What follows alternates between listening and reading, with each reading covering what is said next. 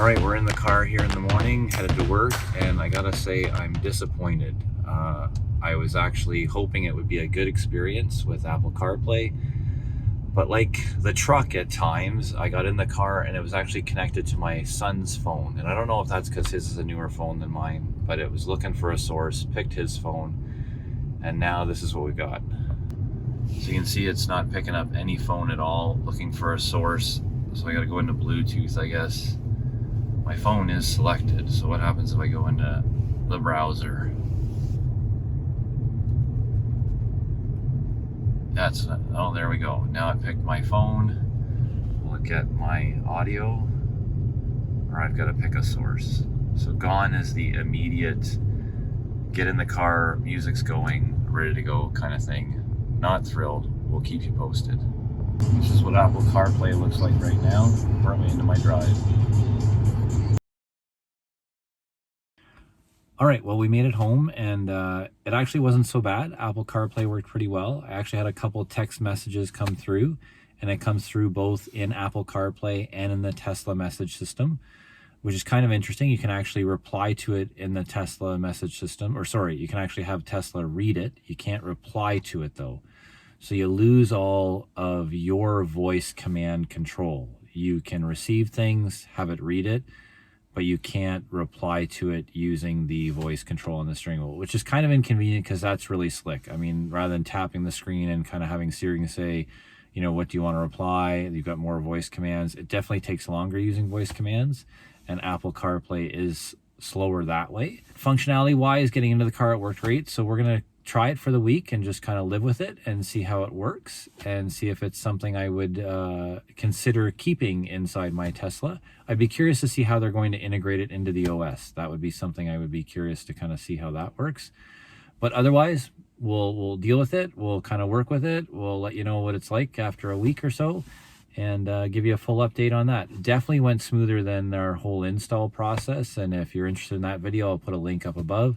Check that out. There was some fun stuff happening there for sure, and we really had a good time kind of installing it and figuring it out, but pretty slick today. So you do lose all your voice commands, so even opening the glove box or anything like that you would do normally with your voice, which isn't a big thing for me. I don't do a lot of voice stuff, but you lose that aspect of it. So otherwise, you've got Apple CarPlay. I can play my music through Apple CarPlay, and so far pretty seamless, just not quite as fast as the actual built-in OS, and I think that could be the Wi-Fi thing that's going on here. So as you can see up here, it says it's navigating without connectivity. You can still see all the red and orange lines, you know, that are indicating traffic stuff. We've got this now because we got the Wi-Fi adapter back up and working. It's plugged in. We just unplugged it, plugged it back in, the famous fix-it work. So that's back up. We got Apple CarPlay. It's going. Still kind of sluggish, but it's there. So here's the final verdict on the Tylard Apple CarPlay Wi-Fi adapter. I gotta say that in terms of Apple CarPlay, it's nice having it back. I liked it, that it was here. You can hear the hesitation in my voice here. It definitely took care of the group messages, although I didn't have very many group messages coming through when I was in the car. So it wasn't a great test, or maybe it was a great test in terms of how much I really needed that aspect of Apple CarPlay. So the group chats, the WhatsApp worked fine. WhatsApp worked exactly the way it should on any other Apple CarPlay device on this Apple CarPlay device. So that was a non-issue. The part that really confused me was the fact that there's no way to access Siri. So in my Ford, if you hit the microphone button and held it for a while, you would get Siri come up and you would be able to interact with Apple CarPlay hands-free.